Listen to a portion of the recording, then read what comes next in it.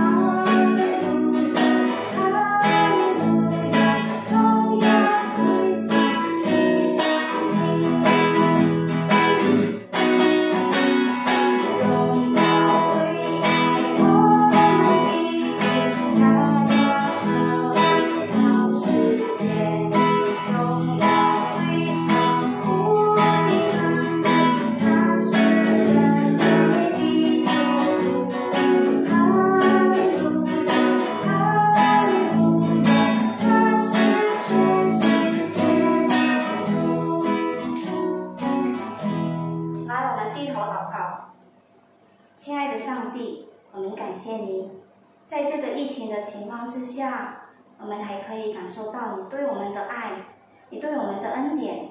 求你的恩惠和慈爱与我们同在，不管世界怎么改变，但我们相信你就是我们真正的神，我们的力量，我们唯一的依靠。求你给我们力量面对这个过程，让我们不再惧怕。求你保佑我们每一个人。现在我们要开始我们的聚会，我们把今天的聚会从头到尾交托在你的手中。求你帮助我们每一个人能够专心的来敬拜你，能够专心的听你的话。奉主耶稣基督的名，我们祷告，阿们。接下来我请大家站起来，不方便的可以坐下。我们一起念使徒信经。使徒信经，我信上帝，全能的父，创造天地的主。我信我主耶稣基督，上帝的独生子，因圣灵感孕，由童之女玛利亚所生，在本丢比拉多手下受难，被钉于十字架，受死，埋葬，降在阴间，第三天从死人中复活，升天，坐在全能父上帝的右边，将来必从那里降临，审判活人死人。我信圣灵，我信圣而公之教会，我信圣徒相同，我信罪的赦免，我信身体复活，我信永生。阿们。大家可以坐下。好，现在让我们大家用诚挚的心来听主的话语。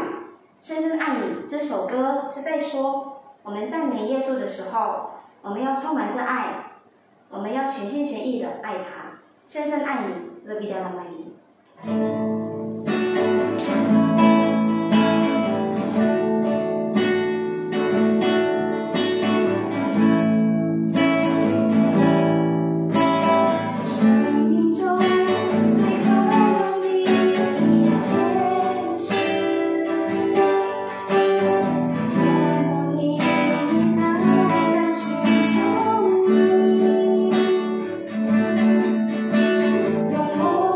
全心全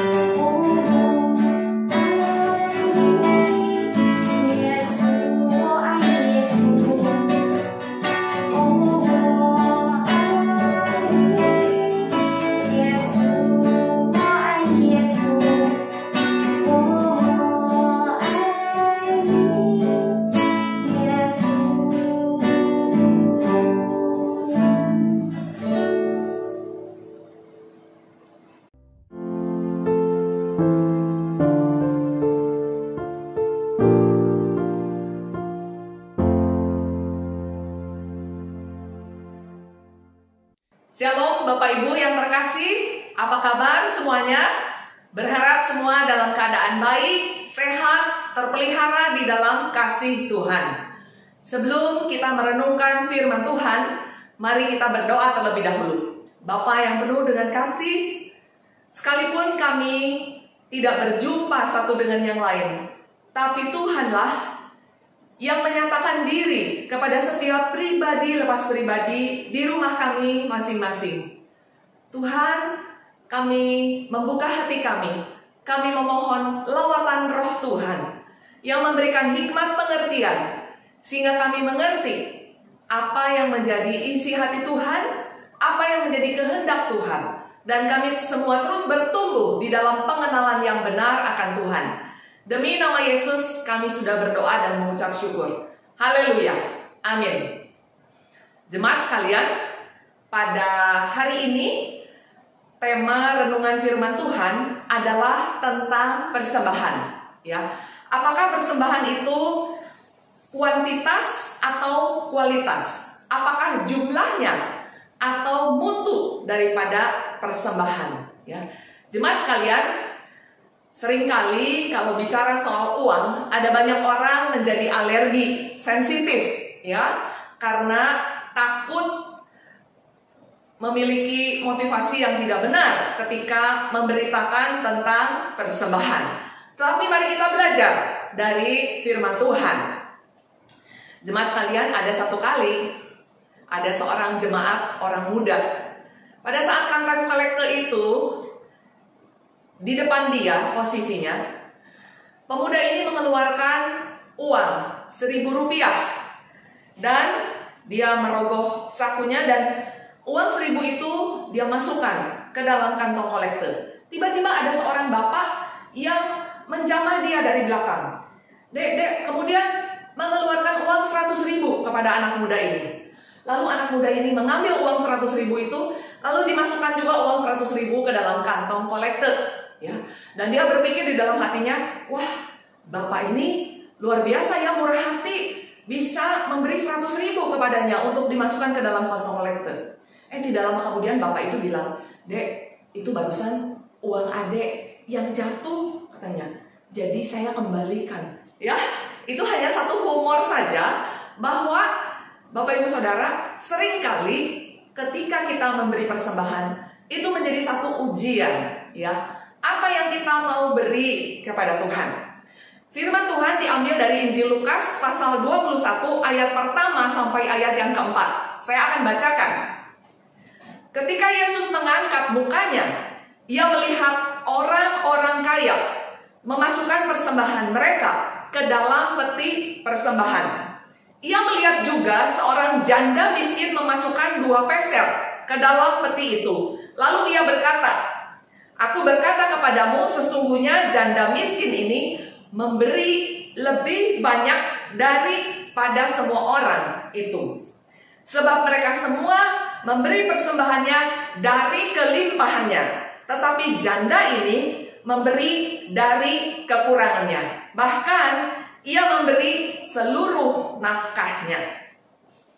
Jemaat sekalian, di dalam teks Alkitab yang baru saja kita baca, Lukas sengaja menempatkan cerita persembahan janda miskin ini justru di antara cerita tentang ahli-ahli Taurat di Bait Allah, ya, dan orang-orang yang ada di Bait Allah. Pada nats yang sebelumnya kita sudah melihat bagaimana banyak kali janda-janda ini diperlakukan secara tidak baik oleh orang-orang ataupun para ahli Taurat pada zaman itu, ya. Dicatat di Injil Lukas 20 ayat ke-47. Bagaimana para janda ini banyak sekali kena tipu, ya, supaya tanah mereka atau harta warisan mereka itu bisa pindah ke tangan orang-orang lain, begitu. Padahal sesungguhnya Tuhan itu sudah memerintahkan kepada para pemimpin agama pada waktu itu supaya mereka memperhatikan para janda, melindungi mereka. Tetapi justru di dalam perikop yang sebelumnya kita melihat bahwa bagaimana para ahli Taurat ini memanfaatkan situasi, memanfaatkan agama untuk kemuliaan diri mereka sendiri. Banyak kali mereka ingin tampil di depan umum, mereka ingin pujian dari manusia, mereka ingin dihormati lebih daripada orang-orang yang lain. Ya. Kita melihat di sini adalah satu ironi. Ironi itu adalah satu situasi yang bertolak belakang, yang bertentangan dengan yang diharapkan. Ya, mestinya sebagai pemimpin agama tidak boleh dia bersikap demikian. Tapi yang kita lihat justru malah mereka dipenuhi dengan berbagai macam hal untuk bisa memanfaatkan situasi demi keuntungan pribadi. Dan juga kita melihat ada satu kontras. Kontras itu perbandingan, ya, hitam dengan putih. Perbedaan yang sangat mencolok antara ahli Taurat dengan orang-orang kaya dibandingkan dengan janda yang miskin. Nah, jemaat sekalian, orang-orang kaya dan para pemimpin Yahudi pada waktu itu mereka memberi lebih besar jumlahnya, nilainya, ya. Tetapi pemberian ini mereka beri justru keluar dari kelimpahan mereka, ya.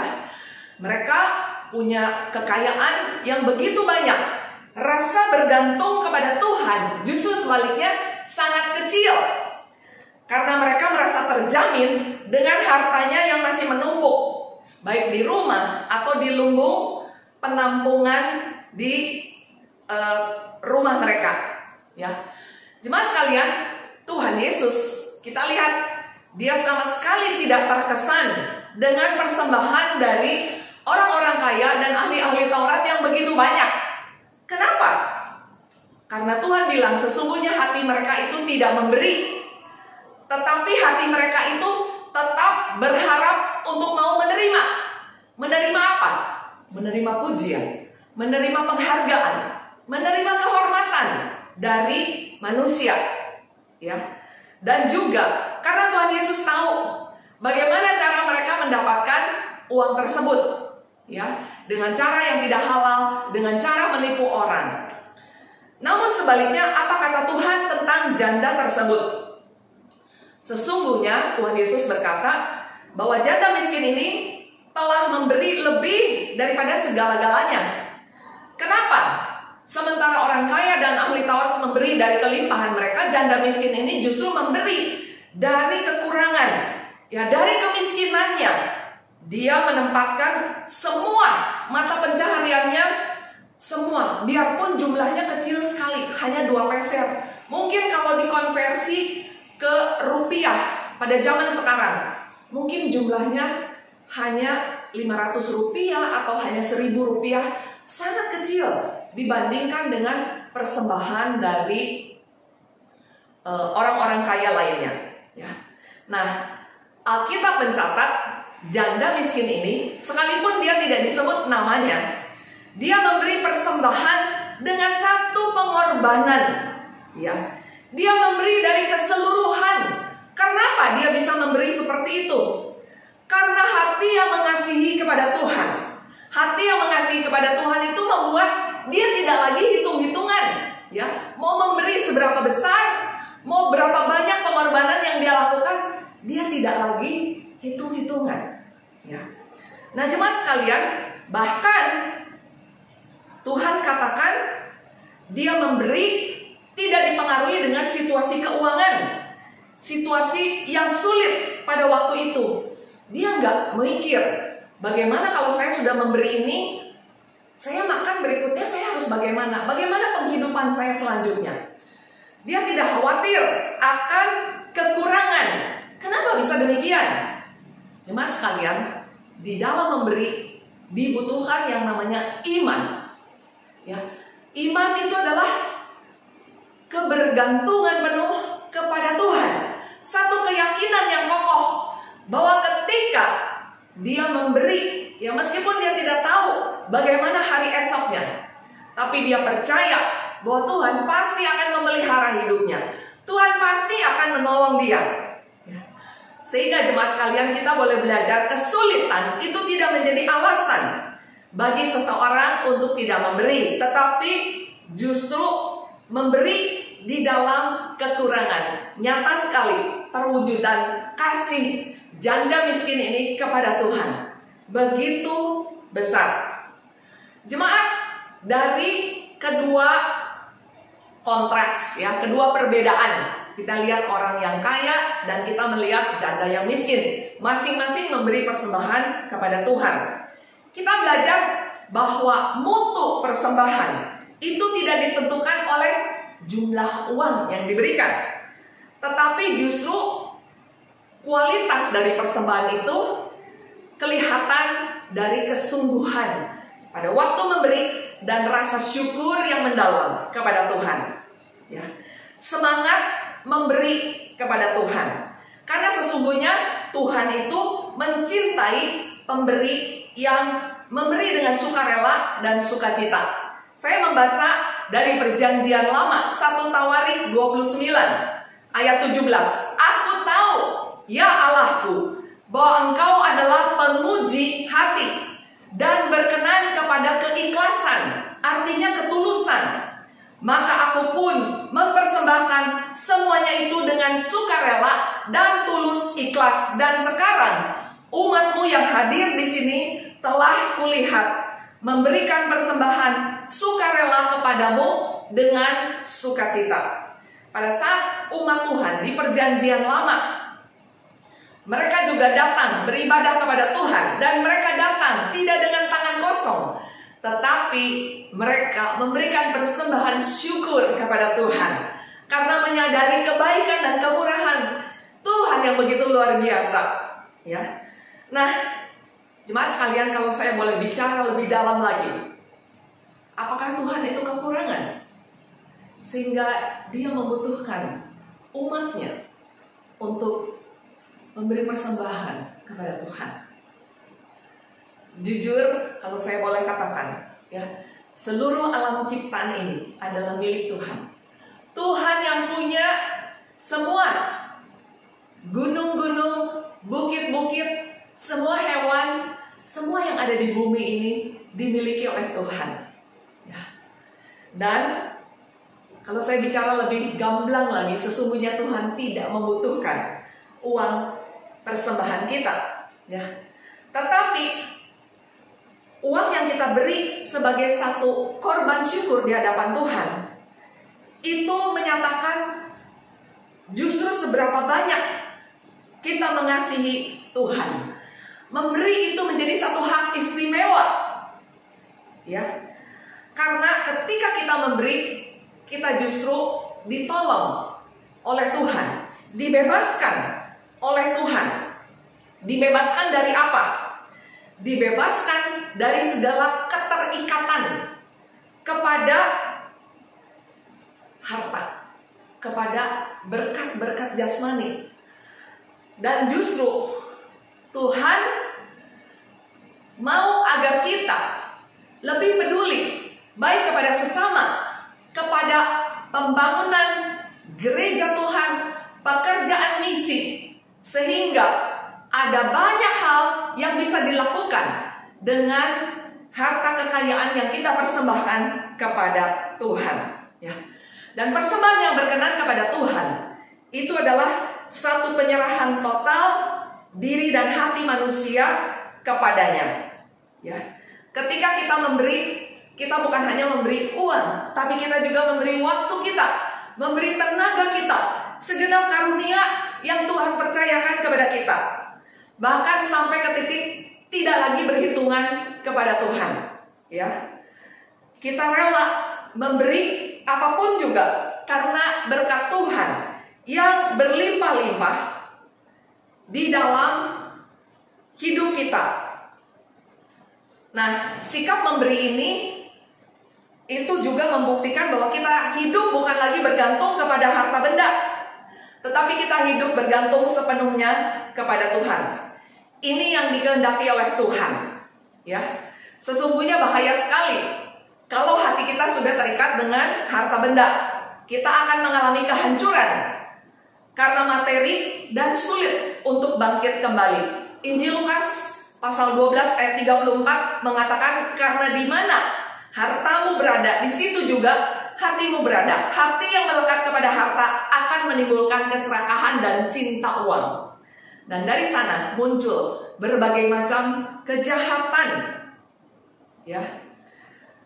Jemaat sekalian, saya akan tutup renungan pada hari ini dengan satu kisah tentang seorang gadis kecil, dan dia memang anak yang miskin, dan pada saat dia datang ke gereja, tidak ada tempat bagi dia. Gereja itu sudah penuh sesak, sampai pintu gereja pun ya, sampai ke halaman itu penuh dengan orang-orang. Jemaat sekalian, gadis kecil ini diketemukan oleh Bapak Gembala, pendeta yang ada di sana. Kejadian ini terjadi di kota Kentucky, di Amerika.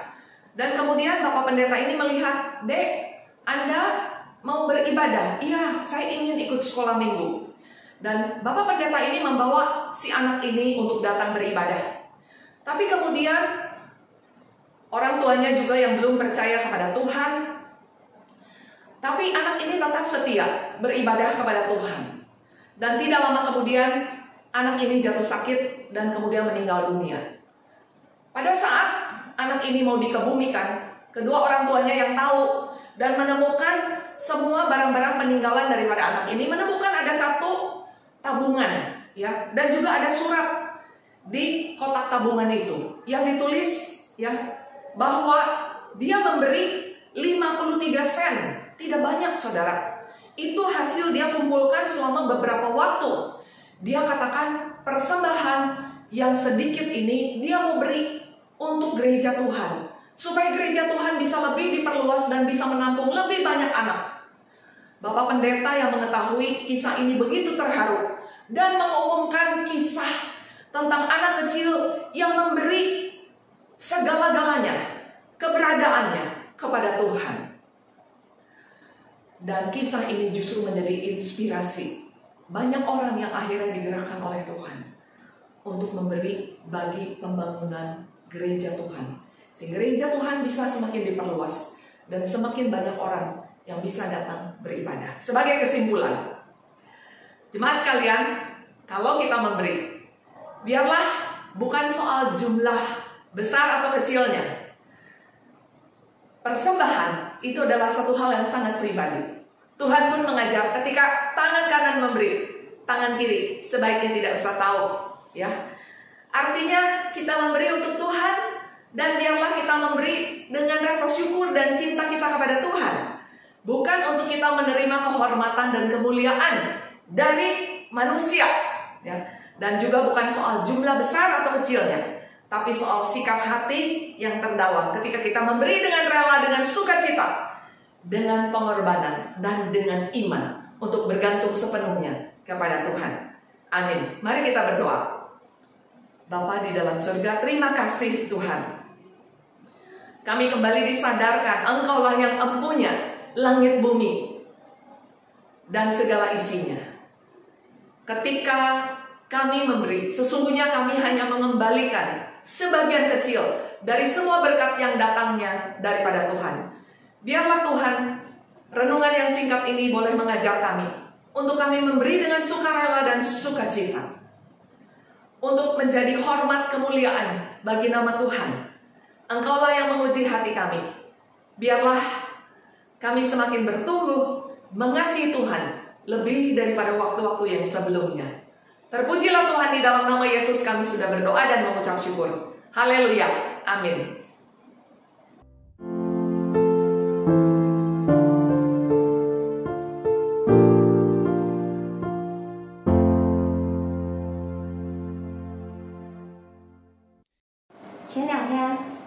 上有看到一个短文说，我们之所以要奉献，不是因为上帝或教会需要我们的帮助，因为天上地下都是属于上帝的，甚至我们的一切都是神给我们的，所以我们要奉献。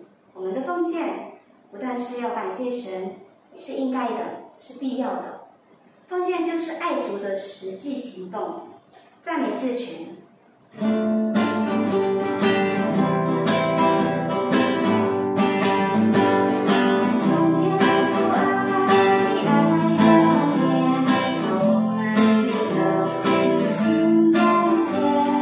让我们献出每个